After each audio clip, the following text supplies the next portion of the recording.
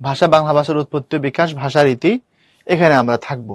তোমরা এটা চাইলে পড়তে পারো নিজের মতো করে। আমরা ফিরবো একটু পরে, এরপরে এখান থেকে দেখাবো কোথা থেকে রিটার্ন হতে পারে। আস্তে আস্তে আমরা শেষের দিকে চলে যাবো ইনশাল্লাহ। তো ব্রেক হচ্ছে তোমাদের জন্য 10 মিনিটস। ফিরছি এখন থেকে ঠিক 10 মিনিট পর। গল্প কবিতা থেকে যে প্রশ্নগুলো আসে ডিপেন্ড করতেছে তুমি সোর্স এবং কন্টেন্ট বা কনটেক্সট দিবে কিনা। যদি অনুচ্ছেদ থেকে আসে সেক্ষেত্রে দরকার নাই, তুমি অনুচ্ছেদ থেকে সরাসরি উত্তর দিলে হবে। আর অনুচ্ছেদ দিয়ে যদি প্রশ্ন করে কোনোভাবে কোনো অনুধাবন, সেক্ষেত্রে তুমি প্রসঙ্গ উল্লেখ করতে পারো যে অমুকে বলছিল, এই প্রসঙ্গে বলছিল, তারপরে অ্যান্সার লিখতে পারো। ম্যাটার করে প্রশ্নটা কি, তার উপর ডিপেন্ড করে। আচ্ছা, এখন আসো এই টপিকগুলো নিয়ে যখন আমরা আলোচনা করব, এখন ভাষা থেকে শুরু করে আস্তে আস্তে সামনের দিকে যাব, লম্বা আলোচনা, ব্যাকরণ আলোচ্য বিষয়, এরপরে তোমার এক কথায় প্রকাশ, এরপরে হচ্ছে তোমার এখানে দেখাবো আমরা ধ্বনীয় বর্ণ নিয়ে কথা আছে, মানে খুব লম্বা টপিক। অর্থাৎ তুমি 1 নম্বর আর 2 নম্বর লেকচারে যত গ্রামার পড়ছো সব আছে। সুতরাং 1 আর 2-তে তুমি যত গ্রামার পড়ছো সেটা এখানে নিয়ে আসছি। আর মানে তুমি যদি মনে করো যে তাহলে এই গ্রামারগুলো এখন আমি আবার আগের মতো করে পড়াবো, তাহলে লাভ নাই। লাভ নাই এই কারণে, কারণ এগুলো আমরা ম্যারাথনে পড়ছি সবগুলো। এখন তাহলে আমরা যেটা করব সেটা হলো, যেহেতু আমি ধরে নিব এগুলো আমাদের পড়া এবং শেখা জিনিস, তুমি এটার উপর এক্সাম পর্যন্ত দিয়ে ফেলাইছো, এটার উপরে ম্যারাথন হয়েছে, অফলাইন হয়েছে, ঠিক কিনা কথা বলো। এবং তার উপরে এখন আবার আমি তোমাদেরকে আবার রিটেনে দেখাচ্ছি। সো আজকের কাজ কি? আজকের কাজ হলো এই টপিকটা থেকে যদি রিটেন পরীক্ষায় প্রশ্ন আসে, কিভাবে আসতে পারে এটা তোমাকে বুঝাই দেওয়া। তুমি যদি মনে করো যে ভাই এই গ্রামার আমাকে অংশটা পড়াবেন, তুমি ক্লাস থেকে বের হয়ে যাও, তোমার দরকার নাই। সো টোটাল টপিকটা, এটার উপরে তোমার মাস্টার ক্লাস আছে, এটার উপরে ম্যারাথন আছে, লং ম্যারাথন, এটার উপরে অফলাইন হয়েছে, তুমি 3বার ক্লাস করেছো, তুমি এটার উপরে পরীক্ষা দিয়েছো। সো তুমি কম পার অথবা বেশি পার, আলোচনা হয়েছে, আজকে আলোচনাও হবে। তার সাথে সাথে আমি মূলত তোমাকে ধরাবো প্রশ্ন যদি আসে লিখিত, তাহলে কিভাবে এখান থেকে আসতে পারে। এই হচ্ছে তোমার সাথে আমার আজকের এখনকার মূল ফোকাস, এখনকার আজকের ক্লাসের কনটেক্সট, যেভাবে আমরা যাব। তো চলো আমরা শুরু করি। ধরো ভাষা থেকে যদি প্রশ্ন হয় যে ভাষা বলতে কি বুঝো, ভাষা বলতে কি বুঝো, বাংলা ভাষার উৎপত্তি হয়েছে, বাংলা ভাষার উৎপত্তি হয়েছে কখন? এই প্রশ্নটা হতে পারে না, পারে না? ভাষা বলতে কি বুঝো, বাংলা ভাষার উৎপত্তি হয়েছে কখন? কথা বলো। প্রশ্ন হতে পারে, ডেফিনেটলি প্রশ্ন হতে পারে। তাহলে বাংলা ভাষার উৎপত্তি হয়েছে কখন যদি প্রশ্ন আসে, তুমি কি উত্তর দিবা? বাংলা ভাষার উৎপত্তি হয়েছে এখন থেকে প্রায় 1500 বছর আগে। 1500 বছর আগে। দ্যাট মিনস আমরা বলেছি যখন চর্যাপদের বয়স ছিল, মানে যখন চর্যাপদ লেখা শুরু হয়েছে, সেখান থেকে আমরা সাধারণত বাংলা ভাষার বয়সটাকে কাউন্ট করি। বাংলা ভাষার উৎপত্তি যখন আমরা পড়ছি, আমরা সেটাই বলেছি যে চর্যাপদের বয়স মানে বাংলার বয়স। চর্যাপদে যেহেতু প্রথমবার বাংলাকে ইউজ করা হয়েছে, বাংলা ভাষাকে, সো এর আগে আমরা বাংলা ভাষা লিখিত কোনো কিছু পাই না। এজন্য এখান থেকে আমরা ডিসিশন নিলাম যেটা চর্যাপদের বয়স সেটা বাংলার বয়স। তাহলে চর্যাপদ লেখা হয়েছে 650 থেকে, আমরা বলেছি বাংলাও তার আশেপাশে টাইম থেকেই জন্ম হয়েছে, এই জন্য বাংলার বয়স কম বেশি 1500 বছর। এরপরে আসো ভাষার উপাদান উপকরণ নিয়ে বহু আলোচনা হয়েছে। উপাদান উপকরণ মুখস্থ করে দেখো বাংলা ভাষার জন্ম। পৃথিবীতে ইন্দো ইউরোপীয় অর্থাৎ এই নামে একটা ভাষা ছিল এখন থেকে প্রায় 7000 বছর আগে। ইন্দো ইউরোপীয় ভাষাটা এখন থেকে প্রায় 7000 বছর আগে পৃথিবীতে ছিল। এই ভাষার 2টা শাখা আছে, একটা শাখার নাম কেন্তম, একটা শাখার নাম শতম। এই শতম শাখার একটা লম্বা বিবর্তন, প্রায় 5500 বছর ধরে বিবর্তন হয়ে আজকে থেকে 1500 বছর আগে বঙ্গ কামরূপী থেকে বাংলা ভাষার জন্ম। তাহলে এখান থেকে যদি তোমাকে প্রশ্ন করি যে ইন্দো ইউরোপীয় ভাষার কোন শাখা থেকে বাংলা হয়েছে, কি উত্তর দিবা বলো তো? এমসিকিউ যদি হয় কি উত্তর দিবা বলো? ইন্দো ইউরোপীয় ভাষার কোন শাখা থেকে বাংলা হয়েছে, উত্তর দাও। শতম শাখা থেকে। চমৎকার। ইন্দো ইউরোপীয় ভাষার শতম শাখা থেকে কি হয়েছে? হ্যাঁ, বাংলা হয়েছে। কারণ এখানে কেন্তম, এখানে শতম, শতম থেকে হয়েছে হলো এই যে দেখা দাও বাংলা। তাহলে বাংলার বয়স আজকে থেকে কত বছর আগে হয়েছে বাংলাটা?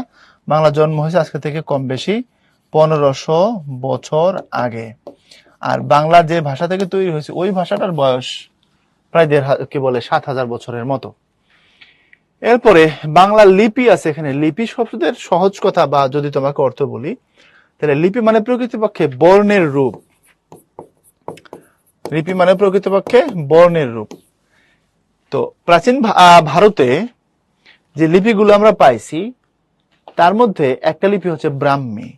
প্রাচীন ভারতে আমরা দুইটা লিপি পাইছিলাম, একটা ব্রাহ্মী, একটা খরুষ্টি। মানে প্রাচীন ভারতে আমরা দুটো লিপি পাইছি, একটা হচ্ছে ব্রাহ্মী লিপি, আরেকটা হচ্ছে খরুষ্টি লিপি। তো বাংলা ভাষা তৈরি হয়েছে ব্রাহ্মী লিপি থেকে। অর্থাৎ প্রত্যেকটা ফরম্যাটের এক একটা চেঞ্জ আছে, ঠিক না? তুমি এখন যে জিনিসটাকে যেভাবে দেখছো, এটা 500 বছর আগে এইভাবে বানানো হয়নি। যে কলসি আমরা এখন বাড়িতে গ্রামে দেখি, তুমি যদি সোমপুর বিহারের কলসি দেখো, দেখবে এরকম না, কলসিটা কাছাকাছি সাইজের কিন্তু একটু অন্যরকম। তো ধরো এখন তুমি যেটাকে অ দেখো, এই রূপে অ লেখা হয়, এটা হয়তো বা একটা বিবর্তনের ভিতর দিয়ে আসছে।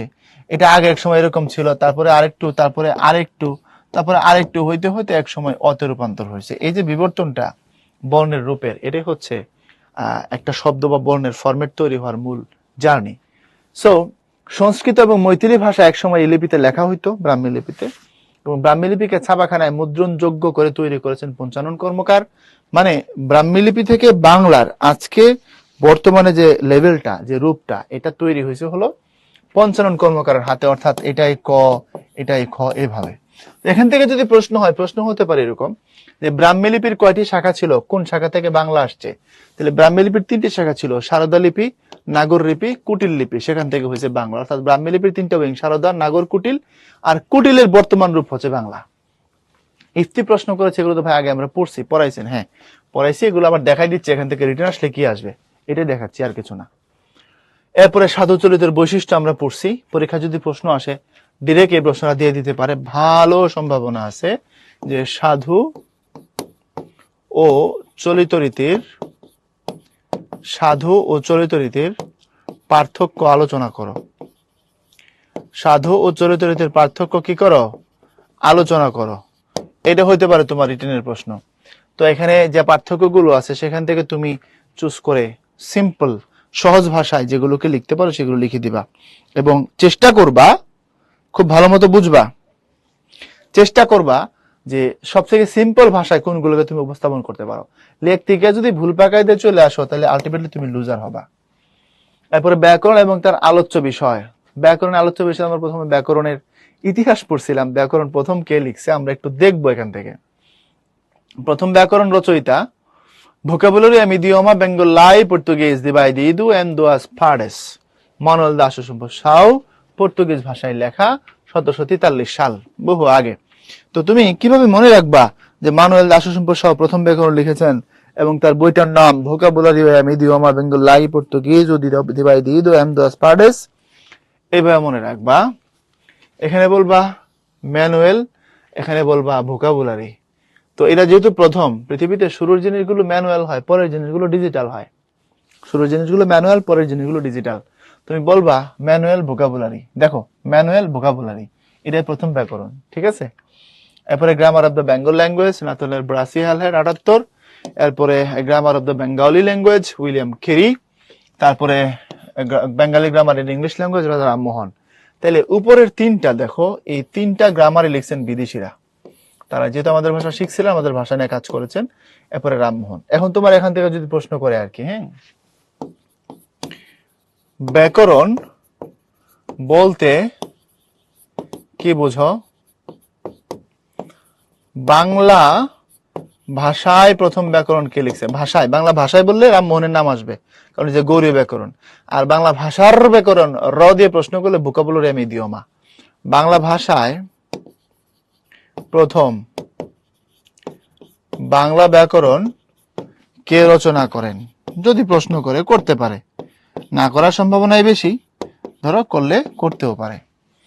এই ছিল কথা, যদি প্রশ্ন হয়। এরপরে আসো ব্যাকরণের আলোচ্য বিষয়। এটা খুব ফ্যান্টাস্টিক প্রশ্ন। বাংলা ব্যাকরণের আলোচ্য বিষয় কয়টি? বাংলা ব্যাকরণের আলোচ্য বিষয় কয়টি উল্লেখ করো। ব্যাস, প্রশ্ন হয়েছে না হয় নাই বলো? আলোচ্য বিষয় 4টি, ধ্বনিতত্ত্ব থেকে অর্থতত্ত্ব। কোয়েশ্চেন হলো, যদি এখানে ব্যাকরণ বলতে কি বুঝো এই কথা অ্যাড করে, এখানে যেরকম অ্যাড করছে ব্যাকরণ বলতে কি বুঝো, এখানে যদি এটা অ্যাড করে, তখন বলবা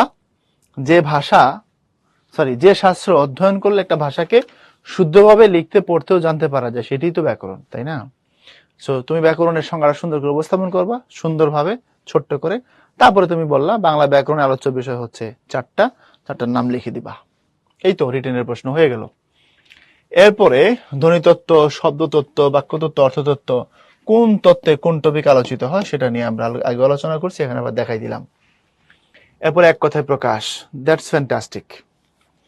এক কথায় প্রকাশ মুখস্থ করার একটা নিনজা টেকনিক তোমাদের আমি এখন শিখাবো। তোমরা কি শিখতে রাজি আছো? কথা বলো না কেন, রাজি আছো? যদি রাজি থাকো তাইলে তোমাদেরকে এখন আমি এটা দেখাই দিচ্ছি এক কথায় প্রকাশ কিভাবে শেখা যায়। আচ্ছা, এখন তোমরা কে কিভাবে পড়ো আমাকে একটু বলো তো, যে আমরা এই সিস্টেমে পড়ি,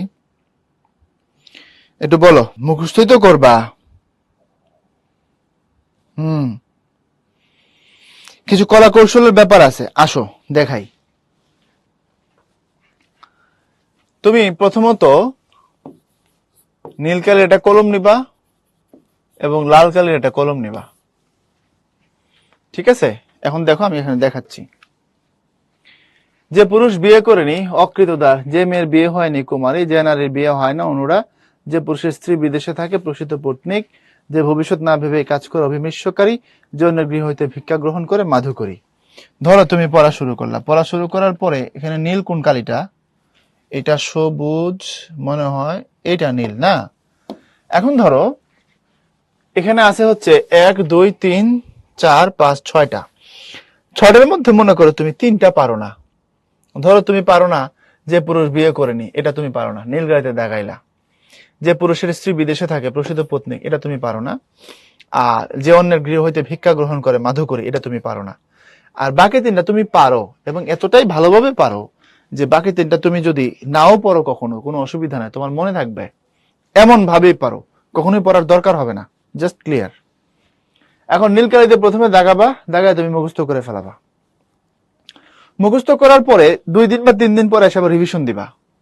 রিভিশন দেওয়ার সময় তুমি দেখবা কিছু তুমি ভুলে গেছো আর কিছু তোমার মাথায় আছে, অর্থাৎ 3টার মধ্যে একটা তোমার মাথায় আছে, 2টা তুমি ভুলে গেছো। তখন তুমি করবা, মনে করো যে অন্যের গৃহ হইতে ভিক্ষা গ্রহণ করে তারা বলে মাধুকরী, এটা তোমার মাথায় আছে। আর যে পুরুষের স্ত্রী বিদেশে থাকে এটা তোমার মাথায় নাই। এবার তুমি এটাকে লাল কালি দিয়ে দাগাবা। যে পুরুষ বিয়ে করে অকৃতদা, তুমি এটাকে লাল কালি দিয়ে দাগাবা। দাগাই এবার তুমি আবার পড়বা, পরে শুধু লাল কালিগুলো মুখস্থ করবা সেকেন্ড টাইমে, ব্যাস হয়ে গেল, ঝামেলা শেষ। তাহলে এখানে যেটা দাঁড়াইলো, একদল থাকবে, কোনো কিছু তুমি দাগাবা না, তুমি সারা জীবনের জন্য পারো, দরকার নাই, এটা তুমি পারো। আরেকটা আছে নীলকালি, তুমি দাগায় মুখস্থ করছো, সেটা মুখস্থ আছে, আর কিছু তুমি চলে গেছে মাথা থেকে, সেটাকে আবার লাল কালিতে দাগায় পরের বার মুখস্থ করছো। এখন তুমি যখন লাস্টের পর্বে তুমি যখন রিভিশন দিবা, তখন কি হবে জানো? তোমার কেবল লাল কালি যেগুলো আছে সেগুলো পড়লেই হয়ে যাবে। এবং এতে করে যেটা হবে, ধরো 30 পেজের কোন একটা টপিক তুমি যখন রিভিশন দিতে আসবা, তখন তোমার সময় লাগবে সর্বোচ্চ 15 থেকে 20 মিনিট তোমার টাইম লাগতে পারে, সর্বোচ্চ বললাম, এর বেশি লাগার কোনো কথা না। তখন তুমি যেটা করবা, তুমি সিম্পলি এটাকে মাথায় রাখতে পারবা, এটাকে অ্যাপ্লাই করতে পারবা, এটা তোমাকে আর বার্ডেন মনে হবে না। এটা হলো এক কথায় প্রকাশ পড়ার নিনজা টেকনিক। এবং তুমি যে বই থেকেই পড়ো, প্রতিদিন একটু একটু করে পড়তেছো, এটা তো সব থেকে ভালো। একটু একটু করে তো পড়বা, মারিয়াম রামিসা একটু করেই পড়বা। বিপত্নিক আর প্রসিত পত্নিক কি না? বিপত্নিক হচ্ছে যার বউ মারা গেছে, এমন পুরুষ যার বউ মারা গেছে তারে বলা হয় বিপত্নিক। আর প্রসিত পত্নিক মানে হচ্ছে বউ বিদেশে থাকে, তার টাকায় জামাই চলে, তারে বলা হয় প্রসিত পত্নিক। এই যে বলা আছে, বা প্রসিত ভার্য, ওকে, দুটো আলাদা জিনিস। তো এখন যেখানে ছিলাম আমরা সে কথাটা আবার বলি। সো তুমি যখন এইভাবে যাবা, তোমার কাজ কমে আসবে, তোমার কনফিডেন্স বাড়বে, এবং তুমি দেখবা একটা বইতে ধরো তুমি যেটা পড়তেছো তার কম বেশি 30% তুমি পারো, কেউ কেউ 50% পারো, কেউ কেউ 70% পারো। তো আমি যদি ধরে নিই তুমি 30% পারো, তোমার মুখস্থ করতে হবে 70%। তো 70% প্রথমবার পড়ার পরে 40% মাথায় থাকবে, 30% থাকবে না। ওটাকে তুমি লাল কালিতে দাগায় পরে আবার রিভিশন দিবা, তখন তোমার কনফিডেন্স অনেক হাই হয়ে যাবে। যার কনফিডেন্স যত ভালো সে তত বেশি ভালো করে। এ পর্যন্ত বুঝছো কিনা বলো, অ্যান্সার করো, আমার কথা কি বুঝছো? এখন থেকে পড়া শুরু করবা কিনা? হ্যাঁ, এখন থেকে শুরু করবা। আগে তো পড়তে পারলে ভালো হইতো, আজকে যদি পড়তে পারো আরো ভেরি গুড, শুরু করো। ওকে, একটা হচ্ছে একজন বলছে ভাই ঔষধি আর ঔষধির মধ্যে পার্থক্য আছে কিনা। ফল পাকলে যে গাছ মরে যায় আর যে গাছ থেকে মেডিসিন তৈরি করা হয়, দুটো আলাদা জিনিস না? বুঝো না কেন?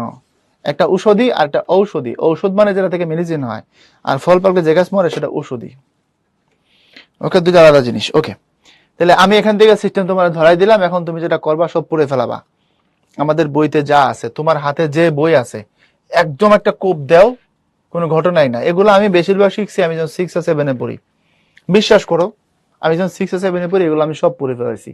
পরবর্তী লাইফে আমার আর খুব বেশি পড়তে হয় না, অল্প অল্প পড়ছি। বিসিএস জার্নির সময় কিছু মানে কঠিন জিনিস, ব্যতিক্রম জিনিস, এগুলো আমি মুখস্থ করছি আবার অনার্সের 3rd ইয়ার 4th ইয়ারে যখন পড়ছি তখন। আর এক কথা প্রকাশের 90% বা 85% আমার 6, 7, 8 মধ্যে শেষ হয়ে গেছিল। আমি যে বই সামনে পাইতাম এগুলাই পড়তাম। তখন তো আমাদের গ্রামার বোর্ডের বই ছিল না, আলাদা বই ছিল। ফার্স্ট পেপার ছিল মেন বই। তো যাই পাইছি তাই বড়দের বই, আমার বই যা সামনে পাইছি ওটাই পড়ছি। বুঝতে পারছো, কাজে লাগছে। বাগধারা, এক কথা প্রকাশ, প্রবাদ প্রবচন, আমার মাধ্যমিকের জীবন দিয়ে বাকি জীবন আমি এখনো চলতেছি। এগুলো সব আমার ওই সময়ে পড়া। তো তুমি যদি পড়ে থাকো ভালো, আর যদি না পড়ে থাকো এখনো সময় আছে, আজকে শুরু করো। সময় ফুরিয়ে যায়নি ভাইয়া, মাত্র তো শুরু হইলো। এখন দেখো, পরকে পালন করে যে পরভৃত কাক, আর পরের দ্বারা পালিত হয় যে পরভৃত কোকিল।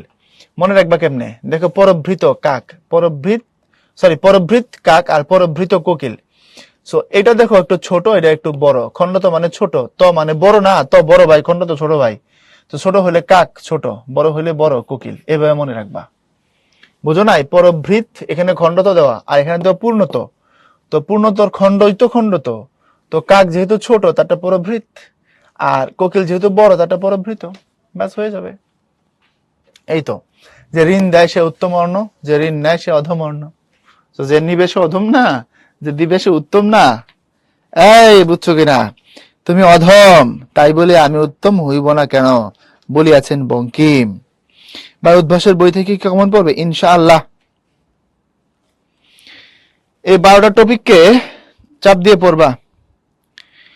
আমাদের স্যাররা, তাজরিন বলছে, তখন বলছে এগুলো দরকার নাই, বড় হলে পড়বা। এইচএসসি পর্যন্ত সবাই এটাই বলছে। অ্যাডমিশন এসে দেখি আপনারা বলতেছেন এগুলো আগেই পড়ার দরকার ছিল। আমি খুব দুঃখিত। তোমাকে যদি কেউ এমন কেউ বলে থাকে তাজরিন দরকার নাই, বড় হলে পড়বা, তাহলে উনি ঠিক বলেননি, উনি ঠিক বলেননি। দেখো, অনেস্টলি বলো, আজকেও আমি যখন ক্লাস নিচ্ছিলাম, স্টুডেন্টদের সাথে কথা হচ্ছিল দিনের বেলা, তাদের সাথে আলাপ হয়েছে, তারা এখন অনেকে আছে হয়তো শুনতেছো। তোমার কি আসলে স্টাডিতে প্রচুর গ্যাপ ছিল কিনা, এখন অ্যাডমিশন আসে সেটা বুঝছো কিনা?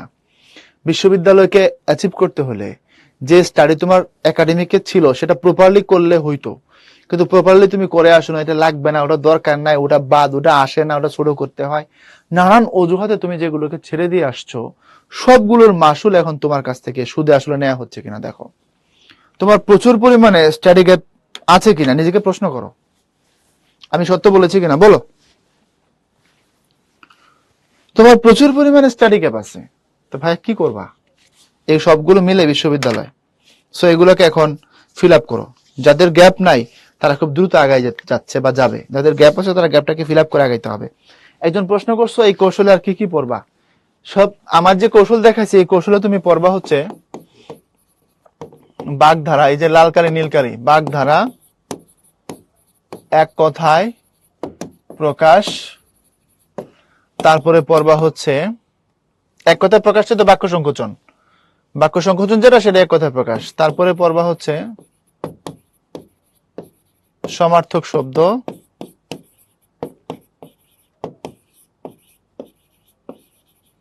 বিপরীত শব্দ, আর ধরো প্রবাদ প্রবচন। যেটা বাগধারার ছোট্ট কথা, প্রবাদ যেটা লম্বা কথা।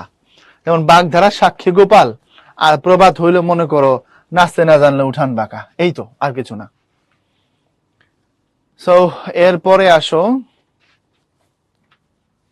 ধ্বনিবর্ণ বর্ণের উচ্চারণ। এখান থেকে কেমন প্রশ্ন হতে পারে সি, আমরা একটু আগেও দেখছি। তারপরে আবার আসো, এটা বাকযন্ত্র। এখান থেকে যদি প্রশ্ন হয়, তাহলে ধরো প্রশ্ন করলো যে বাকযন্ত্র বলতে কি বুঝো? বাকযন্ত্র বলতে কি বুঝো? কয়েকটি বাকযন্ত্রের বা বাক প্রত্যঙ্গের নাম লিখো। প্রশ্ন হতে পারে না, পারে না? কথা বলো। বাকযন্ত্র বলতে কি বুঝো? কয়েকটি বাক প্রত্যঙ্গের নাম লিখো। তুমি কিভাবে অ্যান্সার দিবা বলো? তুমি অ্যান্সার দিবা, আমরা, একটু খেয়াল করো, আমরা কথা বলার জন্য আমাদের শরীরের যেসব অঙ্গ প্রত্যঙ্গ ব্যবহার করি সেগুলোকে বাকযন্ত্র বলে। এরপরে কয়েকটা বাক প্রত্যঙ্গের নাম লিখবা। এবার একটু সেলফ মার্কেটিং করি, একটু জাস্ট 1 মিনিট সময় নিব। আমাদের সাথে একাডেমিকে যারা পড়ছো, এখানে যারা আসো, যদি এমন কেউ থাকো, বা যদি তুমি না হয়ে থাকো, তোমার কাছাকাছি কোনো বন্ধু পড়ছে, আলাপ করে দেখো। আমরা যখন একাডেমিক বাংলা ইংলিশ পড়াই, আমরা তোমার পরবর্তী জীবনে কি কি লাগবে সবকিছু ব্লেন্ড করে করে আগেই বলে দিই। এটা লাগবে, এইভাবে লাগবে, এইভাবে লাগবে। যদি কেউ এমন থাকো ইন্টারমিডিয়েটে বা এসএসসিতে আমার একাডেমিক করছো, বা আমাদের যেসব টিচাররা বাংলা ইংলিশ পড়ায় তাদের একাডেমিক করেছো, আমি ঠিক বলেছি কিনা এখানে সার্টিফাই করো। বলো যে ভাই আপনারা বলেন না, বাট এখন দাবি করতেছেন। আমি আপনার ক্লাস করছি, আপনি তখন বলেন নাই, বাট এখন ক্লেম করতেছেন। যদি সাহস থাকে তাহলে এখানে বলো যে ভাইয়া আপনি এখন দাবি করতেছেন, বাট তখন বলেন নাই। যদি আমার ক্লাস করে থাকো, আমরা একাডেমিকে যখন পড়াই এগুলো সব আমরা বলে দিই যে এটা এখন লাগতেছে, ভবিষ্যতে এরকম লাগবে। কবি সাহিত্যিকের জীবনীগুলো আমরা ধরাই দিই একাডেমিক ক্লাসগুলোতেও। বুঝতে পারছো? এবং তোমার বন্ধু বান্ধব যারা আছে তাদেরকে জিজ্ঞাসা করে। এখানে নাসিরকে পাচ্ছি, এরপরে হচ্ছে কামরুল পাচ্ছি, শুভ, তারা বলছে জি আপনি বলেছেন। আমরা যখন একাডেমিক পড়াইছি তখন অনলাইনে এগুলো সব ধরাই দিছি, কোন জায়গা থেকে কোন জিনিসগুলো ভবিষ্যতে কাজে লাগবে। যারা তখন বিশ্বাস করে নাই, হ্যাঁ সেটাই বলছি রাগী বাঞ্জ, আমি একদম ডিরেক্ট বলছি। আমরা বলেছি, আমরা যখন পড়াইছি, আমরা প্রত্যেকে, আমরা যখন যে তোমাদের সাথে ক্লাস নিছি, যখন যে প্রোগ্রামে যে ছিলাম এসএসসি এবং ইন্টারমিডিয়েটে, আমরা যখন পড়াই সব বলে দেই। কেন কবি পরিচিতি আমরা পড়াই, কেন এটা লাগবে, কেন ওই জায়গাকে স্কিপ করা যাবে না। বুঝছো কথাটা? সুতরাং এই জিনিসগুলো আমরা আগেই এগুলা কভার করে দেওয়ার চেষ্টা করি। এরপরে আসো, টার্মিনোলজি থেকে প্রশ্ন আসে কিনা? আসতে পারে, দিতেও পারে। এটা ছন্দ এবং অলঙ্কারে গেলে এগুলো কভার করে দিব না আরো ভালো মতো। এরপরে আসো স্বরধ্বনি, ব্যঞ্জন ধ্বনি, বর্ণ, কোনোটাই বাদ দিইনি। এটাই তো সেই বিখ্যাত টপিক যেখানে বলছিলাম মাত্রাহীন বর্ণ 10টা, এবং আমার কোন এক স্টুডেন্ট জিজ্ঞেস করছিল ভাইয়া মাত্রা যে নাই কি করে বুঝবো। আমি জীবনে এই প্রশ্ন ভুলবো না, আমি বলতে পারবো না তোমাকে, মাত্রা যে নাই তুমি কি করে বুঝবা? এই যে এই এ, ওই, ও, ও, এদের যে মাত্রা নাই তুমি কেমনে বুঝবা? আল্লাহ শিক্ষকতার জীবনে আমাকে এরকম জিনিসেরও অভিজ্ঞতা দিল, আমি তোমার প্রতি কৃতজ্ঞ। এরপরে আসো, আমরা এখানে ব্যঞ্জন বর্ণ এবং স্বরবর্ণ গুলো দেখতে পাচ্ছি। এই যে পফ বব পরে জ র ল, দেন হচ্ছে 3টা স, তালব্যস্য, মূর্ধন্য দন্ত সহ, ডবিন্দর ঢবিন্দর অন্তস্থ খণ্ডত অনুসার বিসর্গ চন্দ্রবিন্দু। এখান থেকে এমন কিছু আছে যেটা ভাই তোমাদের আলোচনা করিনি, সব করে দিয়েছি। এখান থেকে অনুবর্ণটা একটু ভালো মতো দেখে নিও, যদি প্রশ্ন করে অনুবর্ণ থেকে করতে পারে, এটা করার ব্যাপক সম্ভাবনা এই বছর। বুঝছো? কারণ তুমি ব্যঞ্জনবর্ণের সংক্ষিপ্ত রূপ বলতে ফলা বুঝো, বাট এখন বলতেছে ব্যঞ্জনবর্ণের সংক্ষিপ্ত রূপের নাম হচ্ছে অনুবর্ণ। অনুবর্ণ হচ্ছে 3 রকমের। একটু দেখো, আমি একটু দেখাই এখানে। এই যে স্বরবর্ণের সংক্ষিপ্ত রূপ তো হচ্ছে কার, আর অনুবর্ণ হচ্ছে ব্যঞ্জনের সংক্ষিপ্ত রূপ। আমি এখানে লিখে দিচ্ছি দেখো। তো এর মধ্যে একটা হচ্ছে তোমার ফলা, একটা হচ্ছে রেফ, আরেকটা হচ্ছে বর্ণ সংক্ষেপ। তো বর্ণ সংক্ষেপ গুলো নর্মালি আমরা ছোট যখন করি, যেমন ধরো বন্ধু লেখার সময় দন্তনকে ছোট করে ফেলাইছো, এই দন্তনরে বর্ণ সংক্ষেপ। বুঝতে পারছো? অর্থাৎ স্বচ্ছ যুক্ত ব্যঞ্জনের ক্ষেত্রে আমরা ছোট্ট করে যে বর্ণগুলো লিখি সেগুলোকে বর্ণ সংক্ষেপ বলে। আর রেফ তো তুমি চিনো, ফলা তো 6টা তুমি জানো, লবণ মজার। এই হচ্ছে অনুবর্ণ। তাহলে অনুবর্ণ জিনিসটা কি? অনুবর্ণ হচ্ছে ব্যঞ্জন বর্ণের সংক্ষিপ্ত রূপকে, ব্যঞ্জন বর্ণের সংক্ষিপ্ত রূপকে কি বলে? অনুবর্ণ বলে। ব্যঞ্জন বর্ণের সংক্ষিপ্ত রূপকে হচ্ছে অনুবর্ণ বলে। এখন ধরো এখান থেকে যদি এই কোশ্চেনটা করে দেয়, এইভাবে যে অনুবর্ণ বলতে কি বুঝো, অনুবর্ণ বলতে কি বুঝো, তারপরে ধরো বলল যে এর প্রকারভেদ দেখাও। অনুবর্ণ বলতে কি বুঝো, এর প্রকারভেদ দেখাও। প্রশ্ন করতে পারে না পারে না? হ্যালো, বলো বলো বলো। প্রশ্ন হতে পারে, সো তুমি এটাকে সিরিয়াসলি নিবা। এরপরে আসো অক্ষর, প্রশ্ন হতে পারে। অক্ষর মানে এটা খুব লম্বা টাইম দিয়ে আমরা আলোচনা করেছি, সিলেবল। প্রশ্ন করতে পারে অক্ষর বলতে কি বুঝো, এই শব্দটার অক্ষর বিন্যাস দেখাও। অক্ষর বলতে কি বুঝো, এরপর একটা শব্দ দিয়ে বলতে পারে এই শব্দটার অক্ষর বিন্যাস দেখাও, তখন তোমার অক্ষর বিন্যাস দেখাইতে হবে। এরপরে আসো স্বরধ্বনি, যৌগিক স্বরধ্বনি গুলো যে 25টা আছে, 25টার রূপ তোমার দেখাইলাম। শিউলির গল্প তোমার শোনাইছিলাম, মনে পড়ে? শিউলির বিয়ের কথা। এরপরে এখানে ঠোঁটের উন্মুক্তির ভিত্তিতে স্বরধ্বনি 4 রকমের, এই ছক নিয়ে আমরা সেখানে আলোচনা করেছিলাম। তারপরে আসো কার বর্ণ কি। কার নিয়ে যদি প্রশ্ন করে যে স্বরবর্ণের সংক্ষিপ্ত রূপকে কি বলে, সংজ্ঞাধর্মী, স্বরবর্ণের সংক্ষিপ্ত রূপকে কি বলে, ঠিক আছে? এর প্রকারভেদ বা কি, এই জাতীয় প্রশ্ন করতে পারে। প্রকারভেদ বললে বলবা এটি 10 রকম বা এটি কত রকম, বিভিন্নভাবে প্রশ্ন করতে পারে। বা বর্ণের সংক্ষিপ্ত রূপ বলতে কি বুঝো, উদাহরণ আলোচনা করো, তখন তুমি বলবা বর্ণের সংক্ষিপ্ত রূপ বলতে কার এবং অনুবর্ণকে বোঝায়। স্বরবর্ণের সংক্ষিপ্ত রূপকে কার বলে, আর ব্যঞ্জন বর্ণের সংক্ষিপ্ত রূপকে অনুবর্ণ বলে। কার 10টি আর অনুবর্ণ 3 রকমের। এইভাবে তোমার আলোচনা করা লাগবে ছোট্ট করে, যদি পরীক্ষায় প্রশ্ন করে। এবং ভালো সম্ভাবনা, ব্যাকরণ সম্পর্কিত বিষয়াবলীর মধ্যে ভালো সম্ভাবনা। এরপরে উচ্চারণ স্থান অনুযায়ী ব্যঞ্জনগুলোর শ্রেণী বিভাগ, ডিটেইলে, অনেক ডিটেইলে কথা বলছি, আবার এখানে দিয়ে দিছি। তোমাদের মনে আছে কিনা ভাই, তোমাদের পিডিএফ এ তখন দাগাইছিলাম না, এবং নতুন পেজ নিয়ে আলোচনা করে দিয়েছিলাম যাতে পিডিএফটা খুব ফ্রেশ থাকে এবং তুমি পড়তে পারো। Yes or no? হ্যালো, তোমরা চান্স পেলে আমার খুব ভালো লাগবে। অনেস্টলি আমি আমার জীবনে যত স্টুডেন্টের রেজাল্টের মিষ্টি খাইছি, সত্যি কথা এটা আমার কাছে একটা ভালো উপলক্ষ। এখন পর্যন্ত আমি নিজে এমনিতেই মিষ্টি পাগল, সেটা আলাদা জিনিস। তবে স্টুডেন্ট ভালো করছে, তারপরে যে মিষ্টিটা আমি খাইছি বা যে দাওয়াত গুলো খাইছি, হ্যাঁ, এগুলো আমার খুব স্মরণীয় ব্যাপার। যেমন ধরো একটা খুব স্মরণীয় ব্যাপার আছে, আমার গ্রামে আমি যখন পড়াইতাম, একটা মেয়ে পড়তো আমার কাছে, হ্যাঁ। তো ওর ফাইন্যান্সিয়াল কন্ডিশন একটু দুর্বল ছিল। তো ওর হয়ে ওর এক রিলেটিভ আমার কাছে একদিন কথা বলতে আসে। আমাকে কথায় কথায় সে কথাটা খালি ভাঁজ করে নিয়ে আসছে যে তোমার কাছে তো ও পড়তে যায়, তাইলে কাউসার। আমি বললাম যে না, অসুবিধা নাই, টাকা পয়সা দিতে হবে না। বলছে ভাই বাঁচাইলা। আমি বলছি ঠিক আছে, অসুবিধা নেই, ওরা ভালো মতো পড়তে বললেন। তো ও পরীক্ষা দিল, পাশ করলো, ভালো রেজাল্ট হইলো। এরপরে ওর আম্মা একদিন আমাকে দাওয়াত করছে, ওর বাড়িতে আমার একবেলা খাইতে হবে। তো এই সন্ধ্যাবেলা আমি তাদের বাড়িতে রাতে খাবো বলছি আর কি। তারপরে গেছি, গেলে দেখলাম বেশ তাদের মতো করে তারা চমৎকার আয়োজন করছে। সেটা 2000 কত সালের কথা, আই গেস 10। হ্যাঁ, ও হচ্ছে 10-এর এসএসসি ব্যাচ, 10-এর মেট্রিক, ঠিক আছে? তো 10-এর মেট্রিক, তো 10-এ পাশ করছে।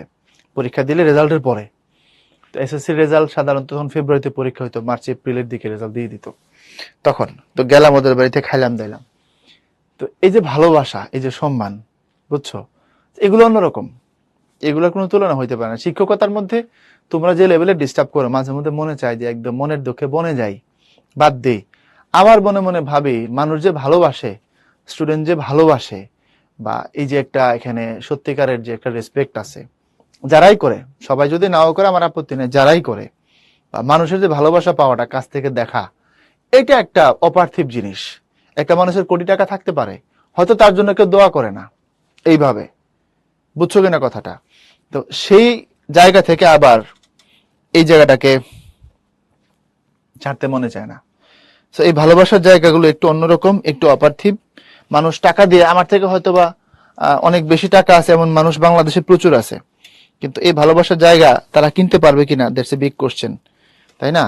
সো আমার মতো যারা টিচার তোমাদের আছে, তোমরা আমাদেরকে যখন ভালোবাসো, এটাই আলটিমেটলি আমাদেরকে এখানে রাখে আর কি, যেটা সত্যি কথা। সুমাইয়া প্রশ্ন করেছো সমাজ ক্লাসটার নাম একটু যদি বলতেন। সমাজ ক্লাসটার নাম হচ্ছে,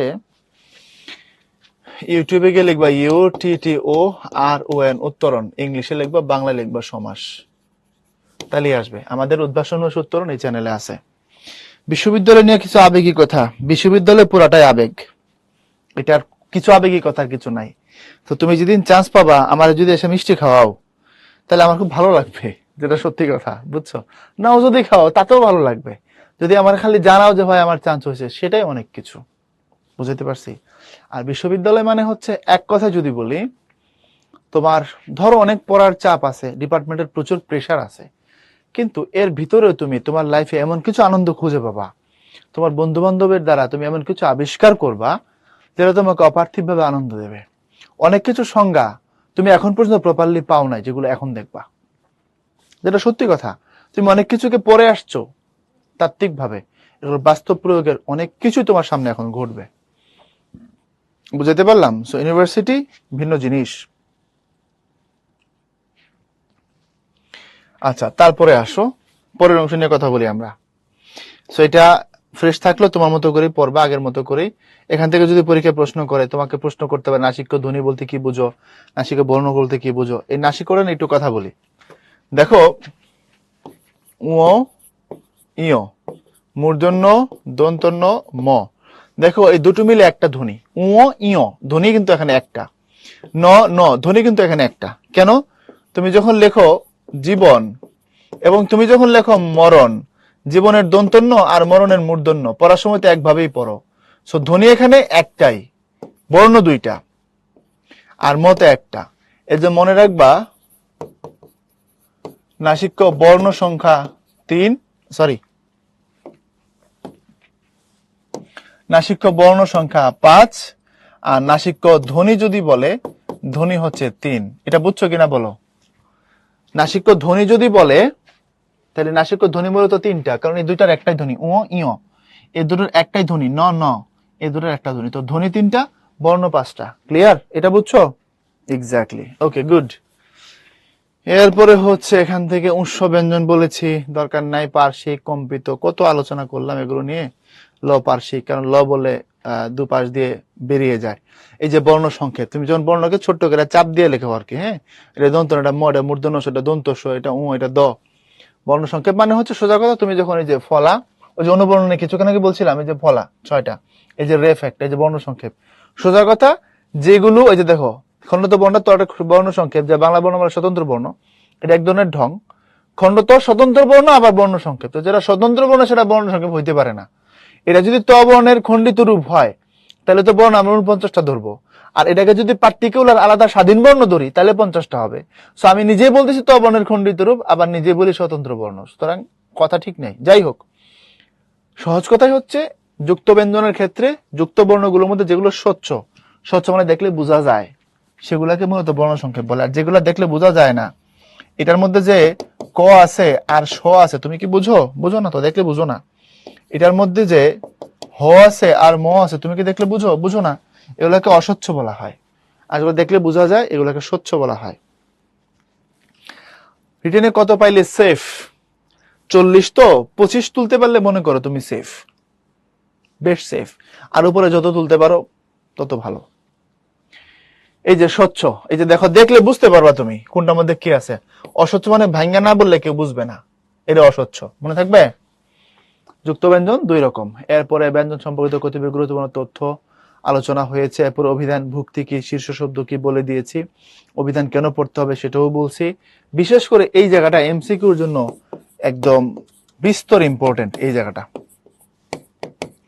কারণ এখান থেকে বিসিএস এর প্রশ্ন আসছে। এই যে এই প্রশ্নটা, রামচন্দ্র বিদ্যা বাগীশ, তার একটা বই আছে, কই গেল এটা, ওইলামকের ঈশ্বরচন্দ্র হরিচরণ, হাবিবুর রহমান, শহীদুল্লাহ আহমদ, শরীফুর রহমান, আবু ইসহাক, অশোক মুখোপাধ্যায়। এই নাম দেখানো নাই কেন অভিধানের? এই যে এই যে এই যে বঙ্গ ভাষা বিধান, রামচন্দ্র বিদ্যা বাগীশের বাংলা ভাষায় প্রথম অভিধান। এটা পরীক্ষায় আসছে, 41তম বিসিএস এ আসা প্রশ্ন। এই জন্য বললাম বিসিএস এ আসছে মানে হচ্ছে এটা ফোকাসে আছে প্রশ্নটা, বুঝছো? মানে এটার উপরে দৃষ্টি আছে। এর মানে এই কোশ্চেনটা ঘুরে তোমার আবার এখন রিপিট করাই দিতে পারে বিশ্ববিদ্যালয়ে। সো এই জায়গাগুলো একটু ভালো মতো খেয়াল রাখবা। অজয় বলছে সে চান্স পেলে আমারে নারুটোর অনেক কিছু খাওয়াবে। Good, thank you, I love narus. আচ্ছা, আজকে শুরুর দিকে কে জানে আমার প্রশ্ন করছিল নারু খাবো কিনা, আমার বলতে মনে নেই, আমি পছন্দ করি। তো এগুলো নিয়ে আমরা আলোচনা করেছি, ভক্তি কি, শীর্ষ শব্দ কি, ব্যাপক আলোচনা হয়েছে আগের ক্লাসগুলোতে। আর এটা মাথায় রাখবা, এটা এমসিকিউ হিসাবে একদম যতটা ফোর্স দিয়ে পারো, কোন বই কে লিখছে ঠাড়া মুখস্থ করে ফেলাবা। এখান থেকে এটা আসছে, মানব দাস সম্পদ শহরটা তো প্রথম ব্যাকরণ, এটাই প্রথম অভিধান। কারণ দেখো এমদুয়াস পার্ডেস এই বইটার মধ্যে আছে, এমদুয়াস পার্ডেস মানে দুই ভাগে বিভক্ত, এক অংশ গ্রামার ছিল, এক অংশ অভিধান ছিল। আর রামচন্দ্র বিদ্যাবাগী সেটা পরীক্ষায় আসা, ডক্টর মোহাম্মদ শহীদুল্লাহ বাংলা ভাষার আঞ্চলিক ভাষার অভিধান বাংলাদেশের কত কম্পিটিটিভ পরীক্ষায় আসছে তার কোনো হিসাবই নাই, কতবার আসছে এটা। এরপরে এ পর্যন্ত মুখস্থ করবা। দেন হচ্ছে জ্যোতিচিহ্ন। জ্যোতিচিহ্ন তোমাদের বুঝাই দিছিলাম আমি, মনে করে দেখো সংক্ষেপে তুমি কিভাবে মনে রাখবা বলছিলাম যে এই হলো বিরাম চিহ্ন, আর এই হলো তাদের বিরতিকাল। এখন যদি প্রশ্ন করে প্রিলি এমসিকিউ সব জায়গায় ধরো কমা প্লাস ইনভার্টেড কমা, এটা হচ্ছে এক বলতে যে সময় লাগে। এরপরে হচ্ছে তোমার সেমিকোলন, সেমিকোলন এক বলার দ্বিগুণ সময়। এরপরে হলো তোমার হাইফেন প্লাস ইলেক, থামতে হবে না। এরপরে বাকি সব এক সেকেন্ড। ধরো এই প্রশ্ন যদি তোমার করে দেয় যে বাকি সব বাংলা যদি চিহ্নে এক সেকেন্ড থামতে হয় কোন বর্ণগুলোর ক্ষেত্রে, করতেই পারে। এর মানে এক সেকেন্ড মানে হচ্ছে দাড়ি, প্রশ্ন চিহ্ন, বিস্ময় চিহ্ন, কোলন, কোলন ড্যাশ, আর হলো ড্যাশ।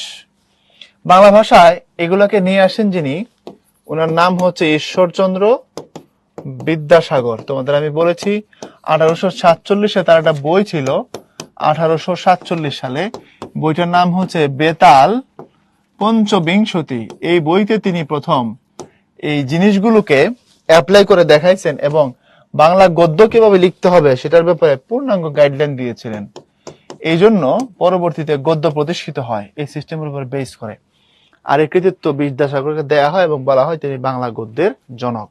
এই বিরাম চিহ্ন ছাড়া গদ্য হয় না।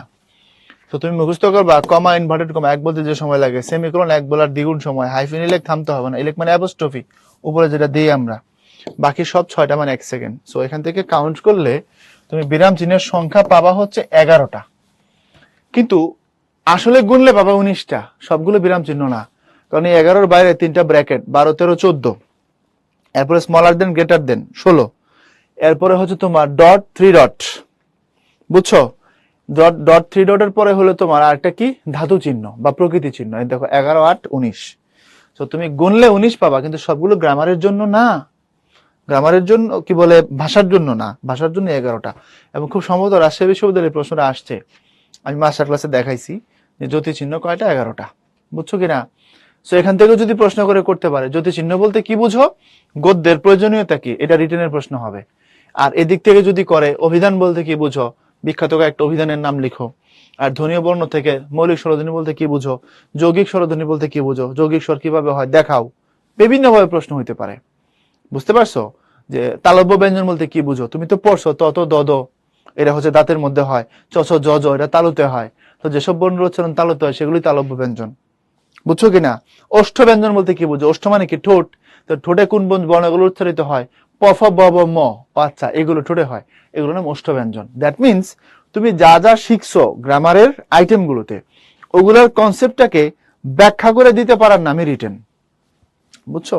তুমি যা শিখেছো সেগুলোর কনসেপ্টকে ব্যাখ্যা করতে পারাই রিটেন।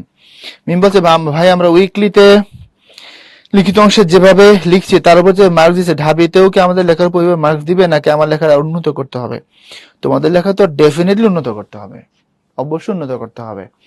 রিটেনের প্রশ্ন রিপিট হয় কিনা, রিপিট হওয়া না হওয়া তো বড় কথা না। বিগত বছরে যেসব প্রশ্ন হয়েছে সেগুলোর তোমাকে অবশ্যই আগে সলভ করা লাগবে। যদি রিপিট হয়ে যায় ভালো, না হলেও কোনো অসুবিধা নাই। বুঝছো কিনা বলো? আমরা একদম শেষ পর্যায়ে আসছি।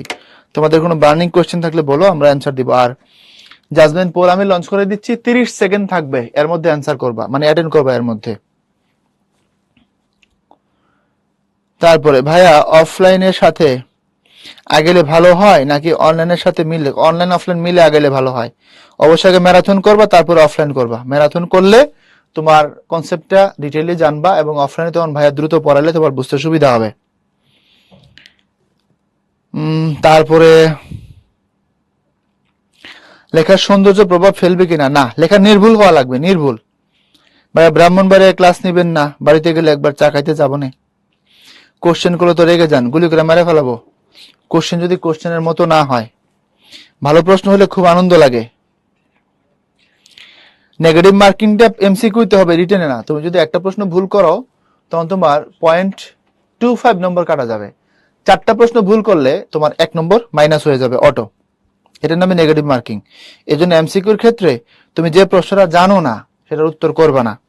এবং যারা হচ্ছে বন্যার্থ মানুষ আছে আমাদের বাংলাদেশের উত্তর অঞ্চলে, তাদেরকে কিভাবে হেল্প করা যায় সেই ব্যাপারে নিজেরা ফান্ডিং করার চেষ্টা করো যার যার জায়গা থেকে, এবং ভার্চুয়ালি শেয়ার দাও, লেখালেখি করো, দাবি তুলো, আলোচনা ফান্ডিং হয়। আর সুন্নাহ ট্রাস্ট ফেনী কুমিল্লা নিয়েও কাজ করছে। তারা এখন কেমন কাজ করতেছে আমি জানি না, হয়তো শুরু করছে নিশ্চয়ই। তাদের সাথে কিভাবে কোলাপ করা যায়, আরো যারা যারা কাজ করতেছে, কিভাবে আমরা এটাকে ওভারকাম করতে পারি, ঠিক আছে, এটা সবাই মাথায় রাখবা। এরপরে হচ্ছে দাওয়াত যারা দিচ্ছ, সব দাওয়াত তো রাখা সম্ভব না, তবে কোনো একদিন কোথাও দেখা হয়ে যেতে পারে। ভালো থাকো সবাই, আল্লাহ হাফেজ।